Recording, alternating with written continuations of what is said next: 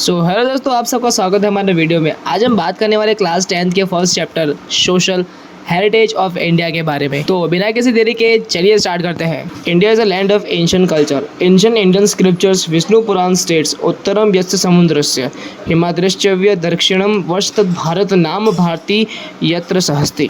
दोस्तों, ये लाइन और इस श्लोक का मतलब ये है कि भारत एक संस्कृति से भरा हुआ देश है।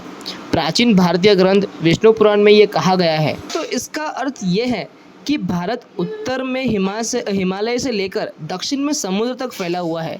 इस भूमि के निवासियों को भारतीय कहा जाता है। तो दोस्तों चलिए आगे बात करते हैं। आगे in the beginning of an auspicious ceremony Bharatvarsha, Bharatkhand, Jambu Dvipa and Aryavarta etcetera words are used while taking resolutions.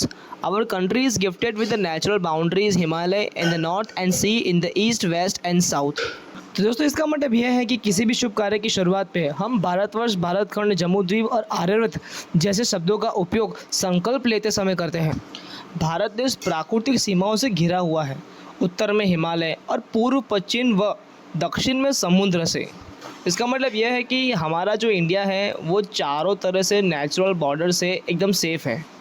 ऊपर नॉर्थ में आ जाती है पूरी हिमालय श्रृंखला, उसके साथ 3 दिशा में है हमारा फैला हुआ समुद्र।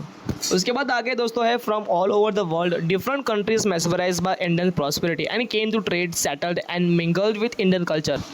Due to mutual exchange, many changes has been seen in our culture. In this way, our heritage is transferred from generations to generations and it is continuous progressing. दोस्तों इसका मतलब यह है कि भारत की समृद्धि को देखकर दुनिया भर के कई देश यहाँ व्यापार करने आए और यही बस गए और उसी के साथ साथ भारतीय संस्कृति में घुल मिल गए। इसी आपसी मेलजोल के कारण हमारी संस्कृति में कई बदलाव आए।